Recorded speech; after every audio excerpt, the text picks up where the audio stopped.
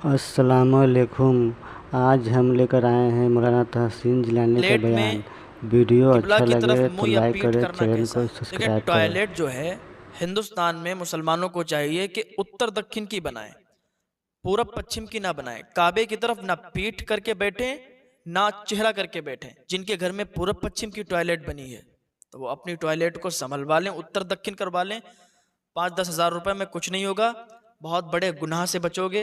अगर ऐसा नहीं करोगे तो गुनाहगार होगे। लिहाजा उत्तर दक्षिण की बनवाएं, पूरब पश्चिम की ना बनवाएं। क्या लोटे या गिलास को 5 उंगलियों से पकड़ सकते हैं? लोटे और गिलास को 5 उंगलियों से पकड़ने में क्या हर्ज है? लोग कहते हैं कि 4 उंगलियों से या 3 उंगलियों से पकड़ा जाए। ऐसा कुछ नहीं है, 5 उंगलियों से आप लोटे या गिलास को पकड़ सकते हैं। एक सवाल और है, क्या बच्चे को दूध पिलाने से औरत का वजू टूट जाता है या नहीं? देखें, बच्चे को दूध पिलाने से ये अच्छा, आवाम में भी कुछ ऐसे रिवाज हो जाते हैं और वो बहुत पहले से चलते हुए होते हैं, उनको ठीक करने की कोई कोशिश नहीं करता।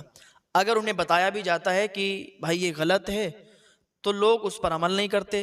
कहते हैं आप गलत बोल रहे हैं, हम तो अपने पुरखों से करते हुए आए हैं, हमारे बाप दादा यही करते आ रहे हैं। भाई, जो बात अगर कोई पढ़ा लिखा इंसान आपको बताता है तो उसकी बात मानना चाहिए। अगर कोई आलिम दीन आपको समझा रहा है तो उसकी बात मानना चाहिए। अब ये सवाल है, क्या बच्चे को दूध पिलाने से औरत का वजू टूटेगा या नहीं? तो बच्चे को दूध पिलाने से औरत का वजू नहीं टूटेगा। सवाल और है, क्या दूध पीते हुए बच्चे का पेशाब पाक है या नापाक? तो देखें, पेशाब दूध पीते हुए बच्चे का हो या बूढ़े का हो या जवान का हो, नापाक होता है। ठीक है, पेशाब पाक नहीं होता। क्या इंसान पेशाब करने से नापाक हो जाता है या नहीं? देखें, ये एक मसला है। किसी ने पेशाब किया, अब ना तो पानी था ना तो ढेला था, तो अब बताएं क्या पाक होगा या नापाक? तो अक्सर लोग जो पढ़े लिखे नहीं हैं तो वो यही कहेंगे कि नापाक हो जाएगा इंसान। लेकिन नहीं, ये मसला शायद आप पहले सुन चुके हो या ना सुना हो, तो आज सुने। अगर किसी ने पेशाब कर लिया, पानी या कोई ढेला नहीं मिला, तब भी वो नापाक नहीं होगा। जो भी पेशाब की छींटें, पेशाब के कतरे अगर कपड़े पर लग गए तो कपड़ा नापाक होगा, इंसान नापाक नहीं होगा। इंसान नापाक होता है जिससे एहतलाम वगैरह हो जाए, या हम बिस्तरी वगैरह करता है तो उस चीज़ से इंसान नापाक होता है। लेकिन पेशाब करके अगर उसने इस्तिंजा नहीं किया, पानी ढेला नहीं था, तब नापाक नहीं होगा। लेकिन अगर कपड़े पर पेशाब लग गई तो उतना कपड़ा नापाक हो जाएगा, वो कपड़ा धुल के वो नमाज पढ़ सकता है। क्या झपकी लगने से वजू टूटता है? देखें, झपकी लगने से वजू नहीं टूटता है। जैसे मस्जिद में आप नमाज पढ़ने के लिए गए, बाज़ औक़ात क्या देखा जाता है, जुमे की नमाज में लोग आते हैं नमाज पढ़ने, तो जुमे में बहुत लोगों को नींद आती है, तो जुमे में बहुत लोगों को झपकी आ जाती है, सोने लगते हैं। तो झपकी से वजू नहीं टूटता है। हाँ, अगर आप टेक लगाकर सो जाएं, तो टेक लगाकर अगर आप सो गए तो वजू आपका टूट जाएगा। या लेट गए आप चित या पट किसी तरीके से, तो वजू टूट जाएगा। लेकिन बैठे बैठे अगर आपको झपकी आई तो वजू नहीं टूटेगा। क्या बीबी से हम बिस्तरी करने से सारे कपड़े नापाक हो जाते हैं या नहीं? बीबी से हम बिस्तरी करने में सारे कपड़े नापाक नहीं होते हैं। जितनी जगह पर अगर नजासत लगी है उतने कपड़े नापाक होंगे। और सवाल है कि अगर नमाज में अंगूठा अपनी जगह से थोड़ा सरक जाए तो क्या नमाज हो जाएगी या टूट जाएगी? अवाम में ये जहालत पता नहीं किसने फैलाई। लोग कहते हैं कि नमाज पढ़ो तो जो अंगूठा है सीधे पैर का वो बिल्कुल जमा रहना चाहिए, अगर वो हट गया तो नमाज टूट जाएगी। ये जहालत है, ऐसा कुछ नहीं है। अगर आपका अंगूठा हट भी जाए तो नमाज में कोई फर्क नहीं पड़ेगा, नमाज हो जाएगी। क्या नमाजी के आगे से हट सकते हैं? कि एक इंसान नमाज पढ़ रहा है और एक इंसान उससे अगली वाली सफ में बैठा हुआ है। अब पीछे वाला तो नमाज पढ़ रहा है और आगे जो बैठा हुआ है उसकी नमाज मुकम्मल हो गई, अब वो वहां से हटना चाहता है, तो क्या करे? इसी बात पर एक इंसान का एक से झगड़ा हो गया। वो साहब नमाज पढ़ रहे थे और उनके आगे जो बैठे थे वो आगे से हट गए और ये नमाज पढ़ते रहे। तो उन्होंने बाद में बड़ा झगड़ा किया कि आप मेरे आगे से हटे क्यों, ये गुनाह है, ये जायज़ नहीं है। तभी तो कहते हैं उलमा से मिलें, उलमा से पूछा करें।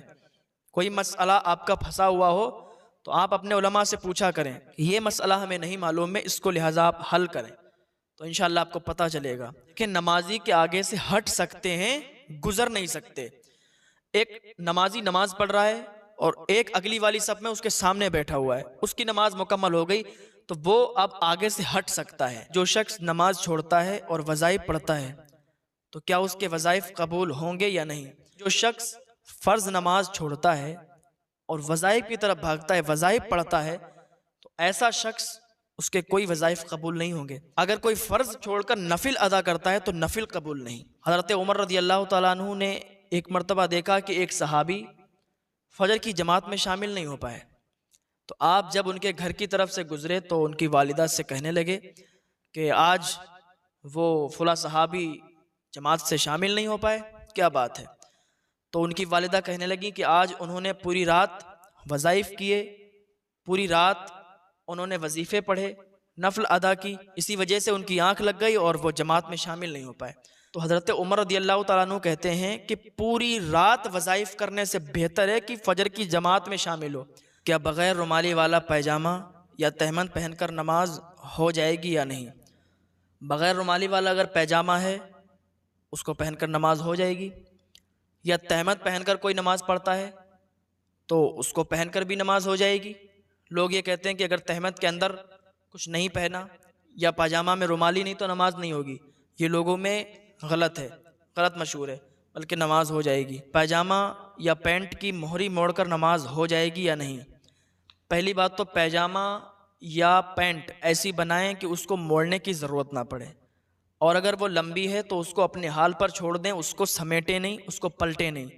अगर जो शख्स पैजामा या पैंट की मोरी समेट कर नमाज पढ़ता है उसकी नमाज मकरू तहरीमी होती है, वो नमाज दोबारा पढ़ेगा। और ये एक मसला है, अगर नमाज में कोहनी खुली हैं तो नमाज होगी या नहीं होगी।